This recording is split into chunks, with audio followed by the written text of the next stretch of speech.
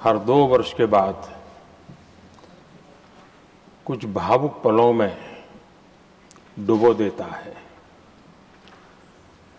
इस विशेष अवसर पर आपने मुझे अपनी भावनाएं प्रकट करने के लिए जो अवसर दिया, इसके लिए मैं आपका बहुत बहुत आभारी हूं। आदरणीय सभापति जी, सदन के अंदर अनेक विषयों पर चर्चाएं होती हैं। हर किसी का बहुत ही महत्वपूर्ण योगदान होता है। कुछ खट्टे मीठे अनुभव भी रहते हैं, लेकिन आज जब ऐसा अवसर आता है तो स्वाभाविक रूप से दलगत भावना से ऊपर उठ करके हम सबके भीतर एक समान भाव प्रकट होता है। यार, ये हमारे साथी अब किसी और विशेष काम के लिए आगे बढ़ रहे हैं। यहां से जो साथी विदाई ले रहे हैं, कुछ फिर से आने के लिए विदाई ले रहे हैं और कुछ विदाई के बाद यहाँ का अनुभव लेकर के समाज जीवन में कुछ न कुछ विशेष योगदान के लिए जा रहे हैं। जो जा रहे हैं लेकिन आने वाले नहीं हैं, उनको भी मैं कहना चाहूंगा कि राजनीति में कोई फुल स्टॉप नहीं होता है। भविष्य आपका भी इंतजार कर रहा है और आपका अनुभव, आपका योगदान राष्ट्र जीवन में हमेशा हमेशा बना रहेगा। आदरणीय सभापति जी, इस सदन में जो भी सदस्य माननीय हमारे विदाई ले रहे हैं, कुछ सदस्य ऐसे हैं जिनको शायद उस समय जाने का समय कार्यकाल आएगा जब सदन नहीं चलता होगा।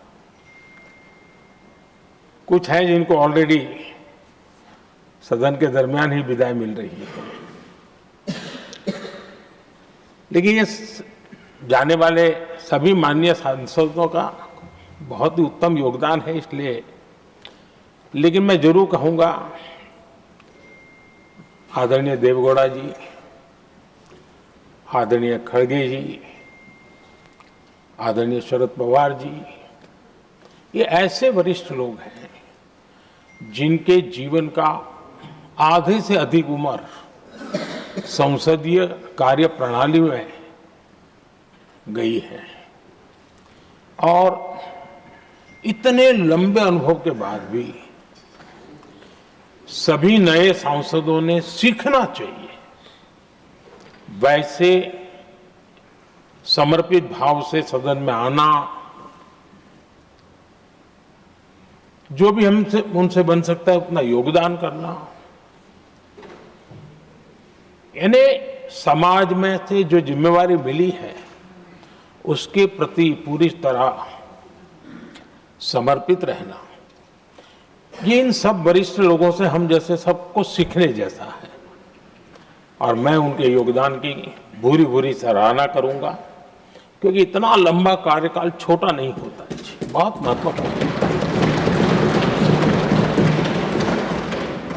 उसी प्रकार से हमारे उपसभापति जी हरिवंश जी विदाई ले रहे हैं। हरिवंश जी को लंबे समय तक इस सदन में अपनी जिम्मेवारी निभाने का अवसर मिला है। बहुत ही मृदुभाषी,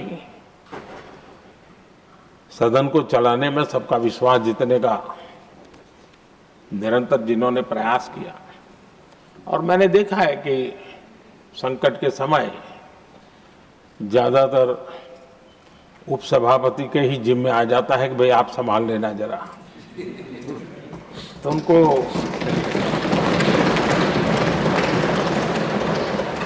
एक लंबा एक्सपीरियंस होता है, सबको जान भी लेते हैं, भली बात ही जान लेते हैं, लेकिन उनका भी योगदान। और जब भी, और मैंने देखा कि जब सदन का समय नहीं होता है तो देश के कोने में कहीं न कहीं वो यूथ के साथ मिलना जुलना, देश की परिस्थितियों के संबंध में उनको अवगत कराना, उनमें एक देश के प्रति संवेदनाएं पैदा करने का वो निरंतर काम। वे कलम के धनी तो है ही हैं, लेकिन कर्म कठोर के नाते भी मैं कहूंगा कि उन्होंने भारत के हर कोने में जाकर अपना काम किया।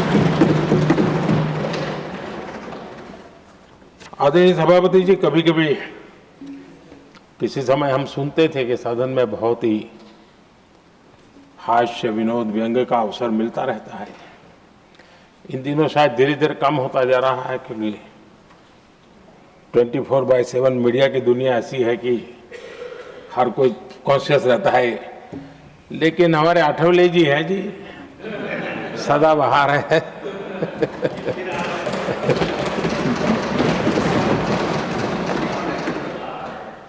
आठवले जी जा रहे हैं, लेकिन यहाँ पर किसी को खोट महसूस नहीं होगी।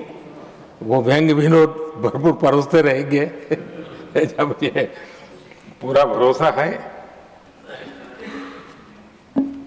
आदरणीय सभापति जी, सदन में से हर 2 साल के अंतराल के बाद एक बड़ा समूह हमारे बीच से जाता है, लेकिन ये ऐसी व्यवस्था है कि जो नया समूह आता है उनको बाकी जो लंबे समय से 4 साल से बैठे हुए साथी हैं, अनुभव है, नए लोगों को तुरंत उनसे कुछ न कुछ सीखने का अवसर मिलता है। और इसलिए एक प्रकार से यहाँ की जो विरासत है वो कंटिन्यू प्रोसेस हमेशा रहती है। ये बहुत बड़ा लाभ होता है। मुझे पक्का विश्वास है कि जिनको इस बार जाना नहीं है वो भी जो नए माननीय सांसद आएंगे उनको उनके अनुभव का लाभ मिलेगा और उनका योगदान भी सदन को और समृद्ध करेगा, ऐसा मेरा पूरा विश्वास है। आदरणीय सभापति जी, हम लोग जानते हैं कि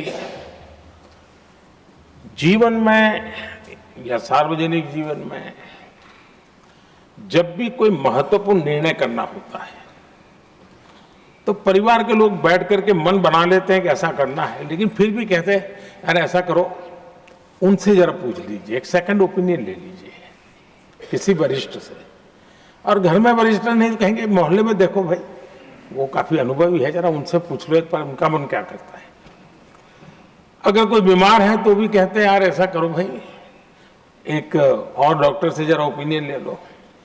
सेकंड ओपिनियन का बहुत महत्व होता है। मैं समझता हूँ हमारी संसदीय प्रणाली में ये सेकंड ओपिनियन की बहुत बड़ी ताकत रही है। एक सदन में कुछ निर्णय होता है, दूसरे सदन में फिर आता है सेकंड ओपिनियन के लिए। अगर इस सदन में होता है तो उस सदन में जाता है सेकंड ओपिनियन के लिए। और ये सेकंड ओपिनियन उस सारी बहस को, उस सारे निर्णय प्रक्रिया को एक बहुत बड़ा नया आयाम दे देती है। और वो मैं समझता हूं कि हमारी निर्णय प्रक्रिया को समृद्ध करती है। तो इसलिए सदन में जो माननीय सांसद बैठते हैं उनके लिए एक खुलापन रहता है कि भाई चलो इस सदन में नहीं तो उस सदन में एक अच्छा ओपिनियन नया आएगा, उस सदन में नहीं तो इस सदन में एक नया ओपिनियन आएगा। तो ये सेकंड ओपिनियन ये हमारे लोकतंत्र में एक बहुत बड़ा कंट्रीब्यूशन है, जो जिस विरासत को हमें संभालना हमारे जो माननीय सांसद विदाई ले रहे हैं उनका तो योगदान रहा ही है। और इसके लिए भी मैं उनका साधुवाद करता हूं। आदरणीय सभापति जी, जो हमारे माननीय सांसद विदाई ले रहे हैं, बहुत आने वाले दिनों में तो शायद ये अवसर रहने वाला ही नहीं है, लेकिन ये माननीय सांसद ऐसे हैं कि जिनको पुराने संसद के भवन में भी बैठने का मौका मिला और नए संसद भवन में भी बैठने का मौका मिला। उनको दोनों इमारतों में उनको राष्ट्र के कल्याण के लिए अपना योगदान देने का अवसर मिला है और उनके कार्यकाल में ही उनको इस नए सदन के निर्माण प्रक्रिया में और नए सदन की निर्णय प्रक्रिया में भी हिस्सा बनने का अवसर मिला है। वो एक विशेष उनके जीवन में याद रहेगी, नई स्मृति रहेगी। आदरणीय सभापति जी, मैं सभी माननीय सांसदों के, और मैं मानता हूं कि ये सदन अपने आप में एक बहुत बड़ी ओपन यूनिवर्सिटी है। राष्ट्र जीवन की कई बारीकियों से परिचित होने का अवसर सदन में प्राप्त होता है। एक प्रकार से हमारी यहां शिक्षा भी होती है, हमारी दीक्षा भी होती है। ये 6 साल यहां जो रहने का अवसर मिलता है वो जीवन को घड़ने का, राष्ट्र जीवन के घड़तर में योगदान का तो महत्व है ही है क्योंकि निर्णय प्रक्रिया का हिस्सा है, लेकिन स्वयं के जीवन को घड़ने का भी एक अमूल्य अवसर होता है। और इसलिए जब माननीय सांसद यहां आते हैं, उस समय की उनकी जो भी सोच, समझ और क्षमता है, जब जाते हैं तो अनेक गुना वो बढ़ती है, उसका विस्तार होता है। अनुभव की एक बहुत बड़ी ताकत होती है। तो वीडियो को लाइक करके पेज को फॉलो करें। इसके अलावा अगर आप इस खबर से यूट्यूब के जरिए जुड़े हैं तो चैनल को सब्सक्राइब करके बेल आइकन दबाना बिल्कुल ना भूलें। नमस्कार।